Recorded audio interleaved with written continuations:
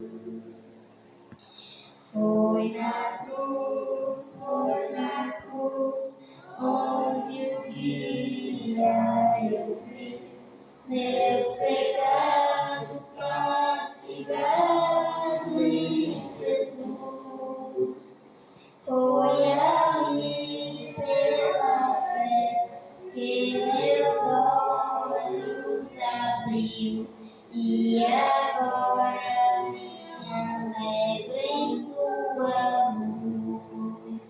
Mais um dia senti meu pecado e vi sobre minha espada a lei. Apressado fugi, em Jesus me escondi e abrigo seguro nele achei. Foi na cruz, que um dia eu vi meus pecados castigados em Jesus. Foi ali pela fé que meus olhos abriu e agora me alegro em sua luz.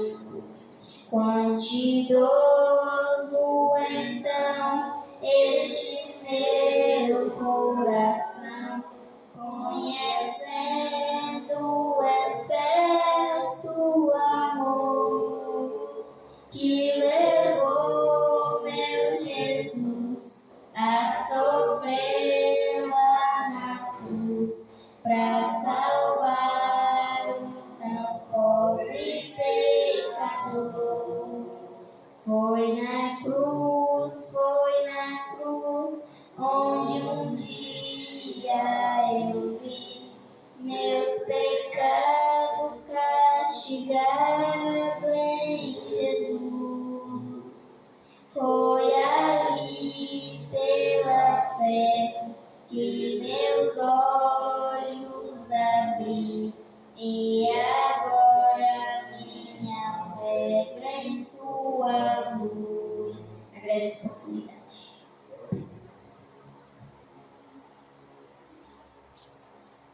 Glória a Deus. Meus queridos, chegamos no momento da palavra, os irmãos fiquem à vontade.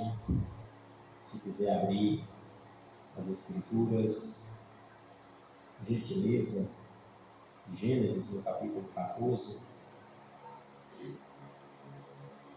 Gênesis no capítulo 14.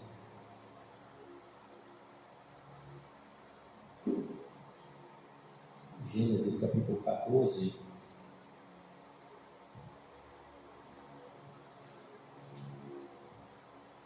Versículos 13, 14, 16,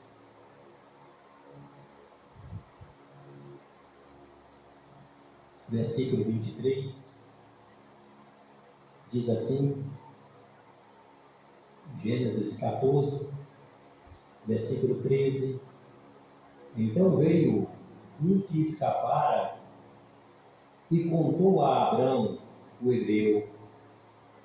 Ele habitava junto dos carvalhais de Mamre, o amorreu, irmão de Escol e irmão de Ané.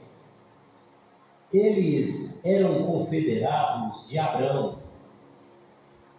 Ouvindo, pois, Abrão que o seu irmão estava preso, armou os seus criados, nascidos em sua casa, 318, e os perseguiu até Dan, e no 15 fala Robá e Damasco.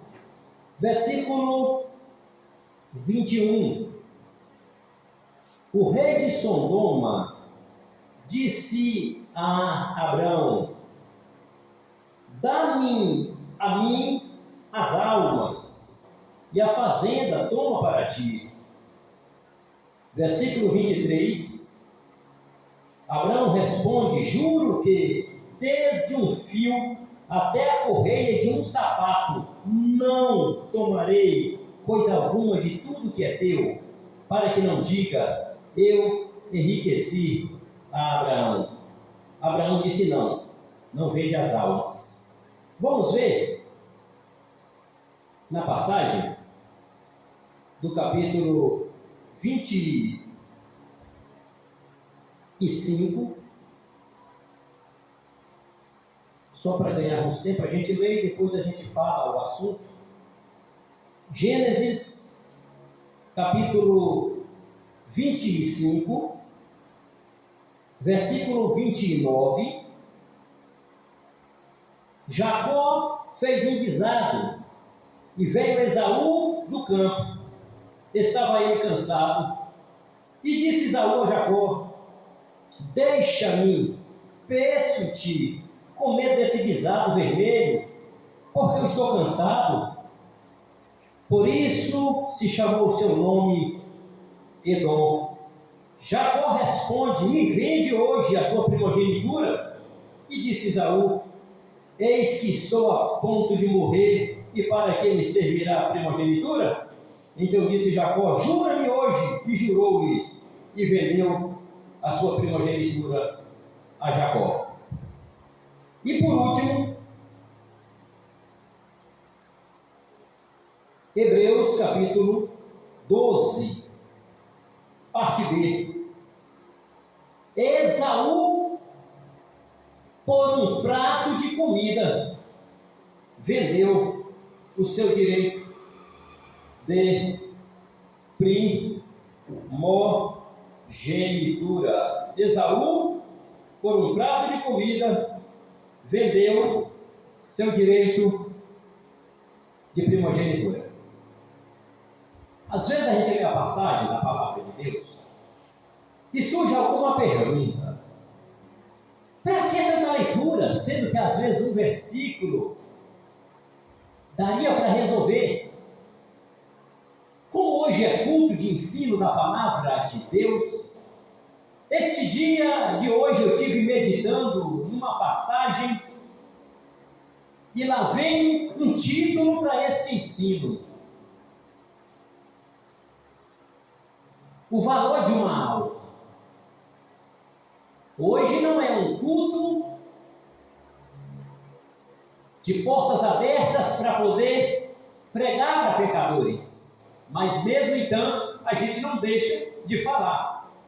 Se tiver alguém que ainda não aceitou a Cristo, vai ouvir o ensino da palavra de Deus e, portanto, todo dia a dia de aceitação a Cristo. Mas este assunto concernente o valor de uma alma é tão sério que eu gostaria de fazer uma pergunta nesta noite para os presentes. O que você faz, o que eu faço para salvar uma alma?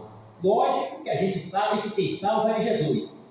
Mas quando há um empenho da sua parte, da minha parte, tem uma passagem no livro das epístolas que diz: arrebatando-nos do fogo. Ou seja, quando você fala de Jesus, ou quando eu falo de Jesus, ensina de Jesus para alguém, e essa pessoa aceita Cristo, automaticamente, mesmo que você não a salvou, quem salva é Jesus, mas você foi um canal para a salvação dessa pessoa. E o que isso tem a ver com a leitura? Nós vimos aqui uma passagem no livro de Gênesis 14. A Bíblia diz que aparentemente estava tudo bem. Irmãos, esse negócio de aparentemente está tudo bem, tomara que fosse verdade. Mas a palavra diz, aparentemente tudo bem, a gente espera que esteja bem. E é bom o crente estar bem, é bom a igreja estar bem. Mas a gente sabe que enquanto nós estamos no mundo, nós teremos aflições. E aqui, a passagem que nós lemos diz que aparentemente estava tudo bem, em Gênesis 14. Mas daí surgiu o quê? Um pé de guerra. Do nada, irmão, estourou uma guerra. Do nada. Como é que estoura uma guerra? Eu não sei. Como é que estoura um conflito? Eu não sei, meu irmão. vai depender. Do nada surgiu um pé de guerra. A Bíblia fala que os reis das regiões aonde estava Abraão, pagavam tributo para a Babilônia 12 anos. A Babilônia naquela época tinha algumas cidades-estados, que tudo era uma confederação. E essas cidades pagavam tributo para a Babilônia com outro nome, só que aí deixou de pagar tributo. O que acontece se eu parar de pagar imposto? O que acontece se você parar de pagar imposto?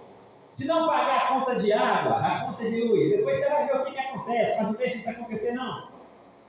Eles pararam de pagar tributo para a Babilônia, algumas cidades próximas de Abraão. E a Bíblia diz que quem recebia, quando não dava mais recebido, não achou bom.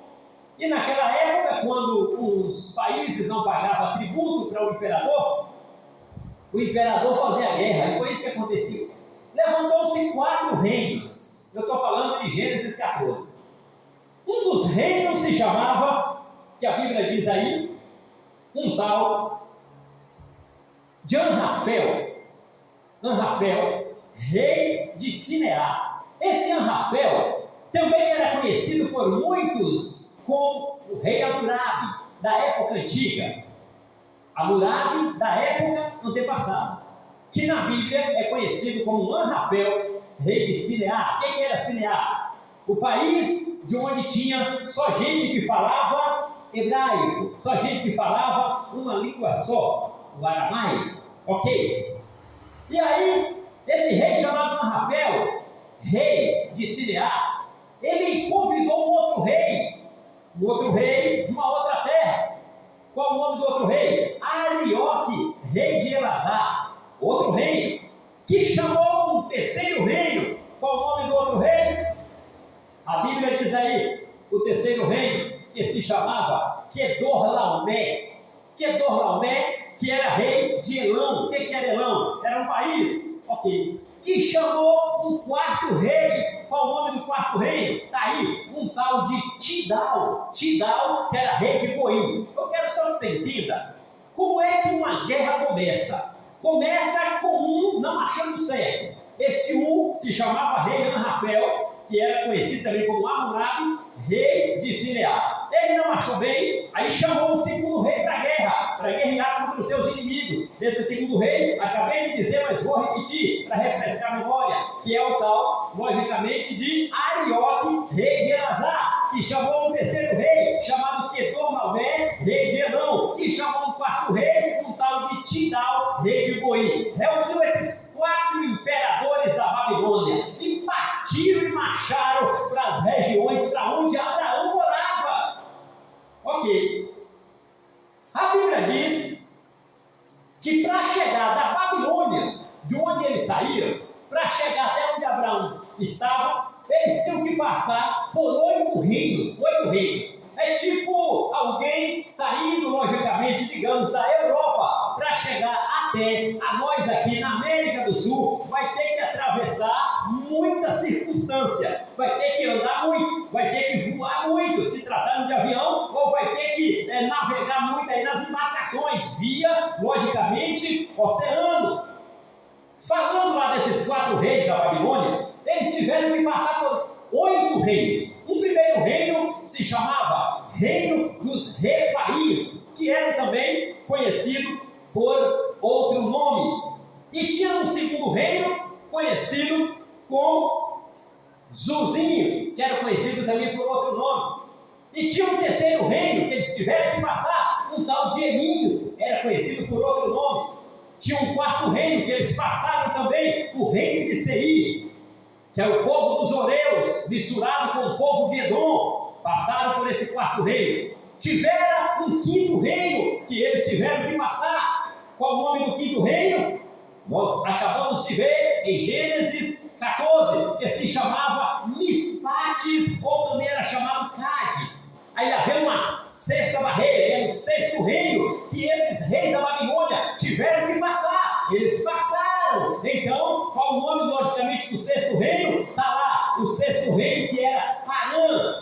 ok? Campinas do deserto. Aí passou por um sétimo reino, que era conhecido como Amalequitas. Eles destruíram os Amalequitas, mas ainda vem um oitavo reino que eles tiveram que destruir, o reino dos amorreus. Eles venceram o reino dos amorreus e passaram, chegaram nas mediações de Tamar-Azazon ou Azazon-Tamar. Tudo isso eu estou te dizendo, o que quando alguém tem um foco, tem um objetivo, ele atravessa. Pode ver que esses 4 reinos saíram da Babilônia, 4 imperadores, para poder chegar até onde as mediações que Abraão morava. Eles tinham foco, eles tinham método, eles tinham objetivo. E quando alguém tem um objetivo, não tem circunstância que faz ele parar, não tem circunstância que faz ela parar. O reino pode ser perigoso, a distância também pode falar alto, pode ter cheio de obstáculos e desafios, mas quem tem foco não baixa a cabeça, quem tem objetivo não desiste, quem tem fé anda, quem tem logicamente fé em Cristo, ele vai mais adiante. Por que eu estou dizendo? Eu estou aplicando para o lado espiritual nosso, mas agora vamos voltar para os reinos da Babilônia. 4 imperadores marchando, aí eles viajaram e chegaram até onde estavam as cidades de onde Abraão estava. Que cidades eram essas? Eram cidades próximas. Abraão não morava nessas cidades que eu vou citar um nome aqui. Eram 5 cidades e cada cidade era uma cidade-reino. Cada cidade tinha um rei. Qual o nome da primeira cidade? O nome da primeira cidade que tinha um rei era a cidade de Sodoma. Qual era o nome do rei de Sodoma? Um tal de Beira. E teve uma segunda cidade, um tal da cidade de Gomorra. Qual o nome do rei da cidade de Gomorra? Um tal de Pisa. E qual é o nome do terceiro rei da terceira cidade?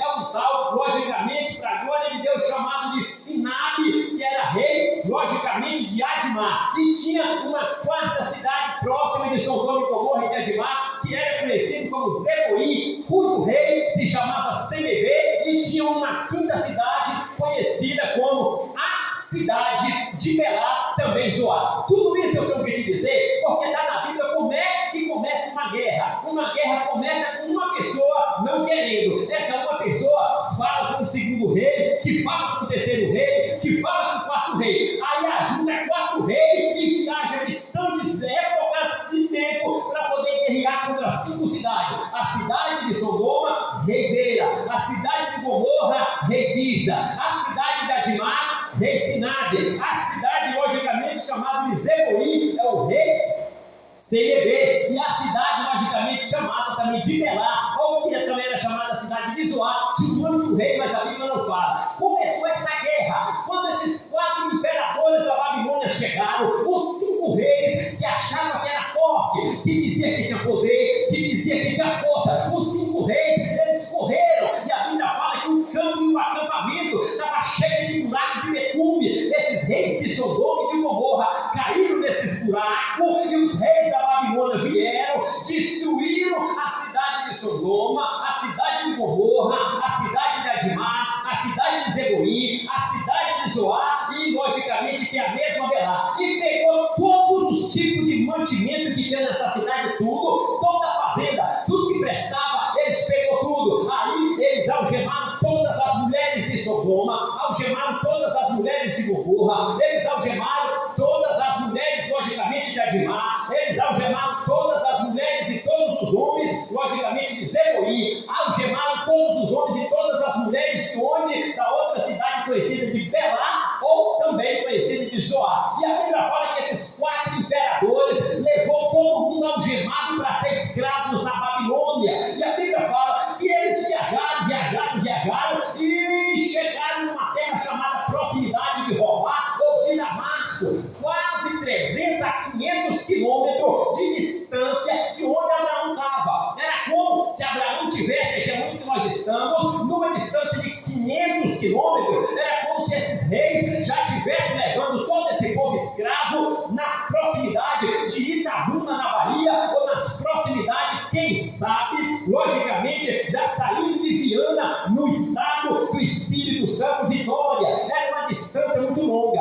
Aí chegou um mensageiro que escapou da espada dos reis da Babilônia. A Bíblia não fala o nome desse mensageiro. Ele saiu correndo e chegou diante de Abraão e disse: meu Senhor, está acontecendo uma tragédia. E Abraão não sabia. Por quê? Porque naquela época não tinha celular, naquela época não tinha WhatsApp, naquela época não tinha Instagram, naquela época não tinha Facebook, naquela época não tinha Twitch para postar e para avisar, não tinha YouTube naquela época. Se alguém montado a cavalo não viesse às pressas para avisar, o camarada não sabia de uma guerra que estava acontecendo nas cidades vizinhas, precisava de alguém falar. Hoje já não é tanto. Hoje, se acontecer uma coisa aqui do lado, o YouTube fala, a rede social fala, o Instagram fala, o WhatsApp fala, o Facebook fala, todas as redes falam. Mas naquela época não tinha televisão, naquela época não tinha rede social. A rede social naquela época era um mensageiro montado a cavalo que saía às pressas para relatar Abraão. Abraão, está acontecendo uma coisa, você não está sabendo, não estou sabendo não. Cadê Ló? Olha, Ló está ali em Sodoma, não. Ló saiu algemado, Abraão. Ló agora já é escravo da Babilônia, não pode ser.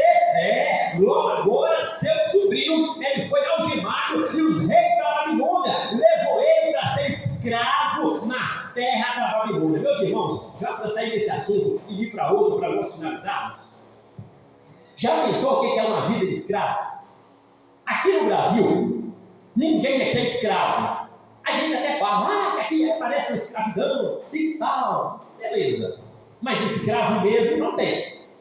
O escravo não tem sandália no pé. Escravo anda de pé no chão, porque não pode ter sapato. Escravo não pode comprar roupa.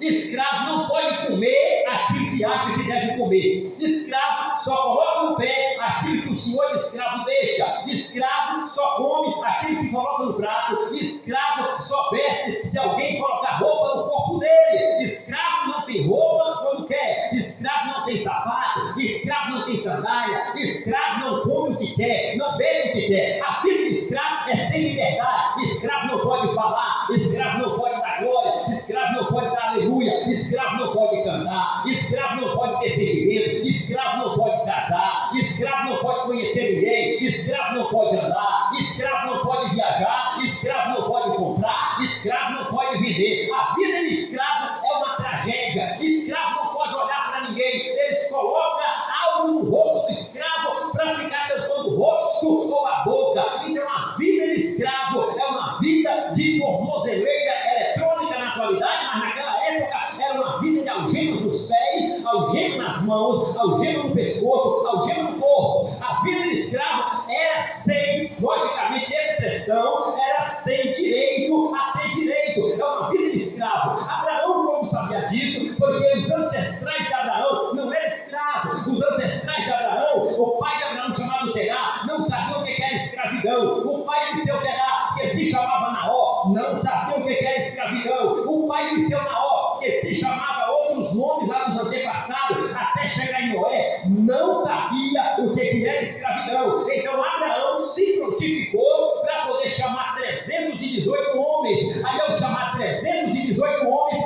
ele partiu para onde estava o seu sobrinho Ló, e chegando, viajando mais de 500 quilômetros a cavalo, ou alguns a pé, chegaram aonde estava Ló, algemado como se fosse escravo. E a Bíblia fala que Abraão, com 318 homens, com Deus na frente, foi destruindo todas as fortalezas, foi matando imperadores, foi destruindo todos os reinos poderosos. Abraão foi jogando tudo por terra com a força de Deus. Alguém disse: Abraão, como é que você vai para a guerra? Os seus homens não têm espada, os seus homens não é guerreiro, os seus homens não é uma potência militar, os seus homens são homens que são pastores de vaca, pastores de gado, pastores de ovelha, são homens que são mulheres de cajado. Mas quando alguém tem Deus na sua vida, não importa, logicamente, a experiência. Se você tem Deus na sua vida, quem tem Deus na sua vida, quando Deus está na frente, Deus vai como um varão de guerra vitorioso. Deus foi na frente de Abraão, e Abraão, como sabia que Deus era com ele, não tinha nada de ruim contra ele, não tinha diabo, não tinha inferno, não tinha porta fechada, não tinha fome, não tinha sede, não tinha tristeza maior, porque o nosso Deus é maior. E Abraão foi atrás de uma alma. Quando que vale uma alma para mim? Quando que vale uma alma para você? Eu tenho filhos, você tem filho. Quem não tem filho é porque é jovem, às vezes é adolescente, às vezes é criança, mas você tem pai. Às vezes, quando não tem pai, tem mãe, às vezes quando não tem mãe, tem vó, mas alguém tem alguém, logicamente, ente querido. Quanto que vale esse ente querido para você? Quanto é que vale essa pessoa para você? Quanto é que vale a minha alma? Quanto é que vale a sua alma? Quanto é que vale a alma do seu pai para você? Quanto é que vale a alma do meu pai para mim? Quanto é que vale a alma da sua mãe, a alma da minha mãe, a alma dos meus irmãos, a alma dos seus irmãos, a alma dos meus filhos? Quanto é que vale? Quanto é que vale para você a alma dos seus filhos? Quanto é que vale a alma dos seus entes queridos nesta noite? Para Abraão tinha um valor muito grande, era um sobrinho dele, mas valia um preço muito caro a alma de Ló. E Abraão pegou 318 homens e partiu a guerra, partiu a peleja. Não é época de nós curvar a cabeça, achando que acabou, achando que parou, está desanimado, ninguém quer, não vai dar. Fulano disse ali que não está conseguindo, não, mas nós vamos conseguir, mas nós vamos chegar lá, nós não vamos parar não, nós vamos marchar, nós vamos andar, mas as coisas não estão fáceis, não está mesmo não, mas nós vamos chegar lá. É uma alma que está em jogo. Se eu não for atrás, ele vai morrer lá, eles vão torturar Ló, eles vão matar Ló, Ló vai morrer. Só dependia de Abraão. Abraão chamou 318 homens que não sabiam o que era manejar espada, só sabiam o que era pegar engajado, mas com a força de Deus, porque Deus é varão de guerra vitorioso. Abraão contava com Deus, mas fez a parte dele, levou 318 e lá na frente, quando chegou em Robá, próximo de Damasco, mais de 500 quilômetros de distância, Abraão já tinha derrotado todos os reinos, e a Bíblia fala que Abraão conseguiu resgatar Ló. Ló era escravo, Ló já estava andando como escravo, Ló já estava falando como escravo, Ló já estava olhando como escravo, Ló já estava vivendo vida de escravo, porque uma pessoa, quando passa uma semana, 2, 3, 4, 5, 6 semanas, ou meses, vivendo vida de escravo, essa pessoa acostuma a ser escravo, essa pessoa quer andar como escravo. Você não é escravo, nem eu sou escravo, tu é filho e filho de Deus, nós temos que andar como filho de Deus, mesmo que eu possa não ter dinheiro no bolso, mas eu tenho que erguer a minha cabeça e dizer, eu não vou parar não, eu não vou desistir não, eu vou erguer a minha cabeça, vou colocar minha fé em ação. Deus não vai deixar eu perder, Deus não vai deixar eu ser derrotado não, eu sou vitorioso com a força de Deus, eu vou chegar lá, eu vou marchar, só depende de mim, só depende de você. Se eu baixar minha cabeça, as coisas podem não dar bem. Eu tenho 3 filhos, Melquisedeque, que é o Videte e aquilo em Péter. A minha esposa também tem filho, filha, e você também que tem filho sabe, e você que é jovem, você que é criança, que tem pai, que tem mãe, que tem avô, que tem avó, sabe da importância da alma e da sua alma também. Depende de você. Tem pessoa que conta comigo, tem pessoa que conta com você, tem pessoa que depende de você. Como? Tem pessoa que está olhando. Qual é a sua fé? Se você baixa a cabeça, quem está do seu lado pode baixar. Às vezes, se você parar, alguém logicamente pode tentar parar. Ele desânimo, não, você não pode desanimar. Você tem que erguer a cabeça, colocar força de onde não tem. Pede Deus para multiplicar essa força que está em você. Pastor Fabiano, mas a força é pequena, mas Deus vai fazer ficar grande. A força é minúscula, mas Deus vai fazer ficar maiúscula. Você não pode baixar a cabeça. Ló só depende de mim, Ló só depende de você. Ló depende da Assembleia de Deus, aqui, congregação, Cidade de Deus 2. E Abraão foi atrás e trouxe Ló de volta. E quando vai trazendo Ló, Abraão viu aquele monte de mulheres todas algemadas como escrava, porque os reis da Babilônia levaram elas para ser escrava. E Abraão tirou todas as amarraduras e todas as algemas de todas as mulheres escravas e de todos os homens escravos, e Abraão trouxe todos eles de volta. Você já pensou se Abraão baixasse a cabeça e dissesse, eu sou sozinho, eu não vou conseguir não, que pena, o Ló vai morrer, a mulher de Ló, os filhos de Ló também, todas as mulheres vão morrer, tudo. Não, Abraão ergueu a cabeça e disse, quem é? Só depende de você, Abraão, tu é hebreu, só depende de mim, só depende de você. Tem alguém que conta com a minha fé, tem alguém que conta com a sua fé. Não desiste na sua fé não, não desiste de crer não, não desiste de lutar não, não desiste de batalhar não, mesmo que ora pouco, mas continue, mesmo que eu não estou orando tanto, mas eu tenho que continuar orando, mesmo que você acha que você não está de repente produzindo muito, mas está produzindo alguma coisa para o reino, não para de produzir não, a obra conta com você, a obra conta comigo. Alguém precisa de você, alguém precisa de mim, tem alguém escravo precisando de você libertar ele ou precisando de você libertar ela. É só você, não tem como passar para outro não.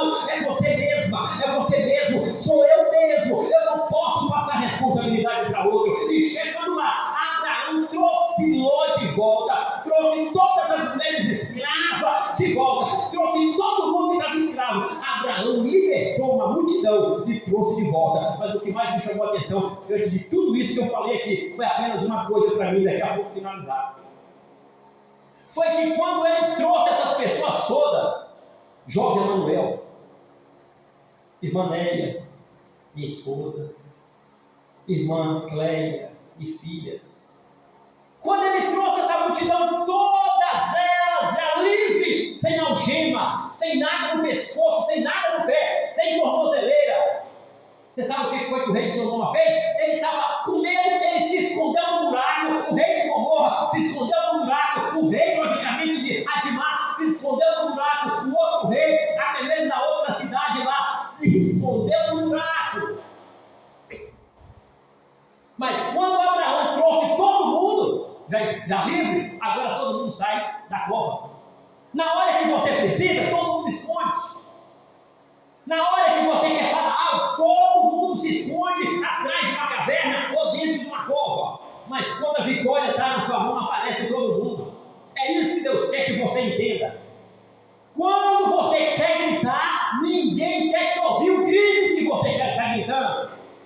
Quando você está fazendo um pedido, ninguém está nem aí com o seu pedido. É o momento da sua dor, é o momento da minha dor, é o momento da prova, é o momento do deserto, é o momento da dificuldade, é o momento chamado, é o momento do silêncio de Deus. Todo mundo está escondido, ninguém dá as caras, mas quando você toma posse da vitória e traz Ló, e traz todos os escravos com você, aí aparece todo mundo, ainda veio com uma proposta. Cuidado com essa proposta. Você sabe que proposta foi? A proposta do rei de Sodoma. A proposta do rei de Gomorra. Chegaram e falou para Abraão: eu te dou toda a minha fazenda, Abraão, mas vende as suas almas para mim. Queriam comprar as almas que estavam com Abraão. Você tem coragem de vender algum parente seu? Era isso que os reis de Sodoma e de Gomorra estavam querendo. Estavam querendo que Abraão vendesse Ló para ele, que Abraão vendesse aquelas mulheres que eram escravas, que Abraão vendesse aqueles homens que eram escravos. Abraão disse: olha, eu fiz uma aliança com Deus, e essas almas que estão comigo, eu não vou vender, porque elas não estão à venda. Não deixe ninguém querer comprar sua alma. Ninguém pode comprar a alma, logicamente, porque ela é de Deus. Se alguém oferecer alguma coisa querendo comprar a alma de algum filho seu, não venda a alma do seu filho, não. Não venda a alma da sua filha, não. Como que é vender a alma? É permitir, logicamente, que o inimigo seja mais forte. Não, Deus na sua vida é mais forte. Deus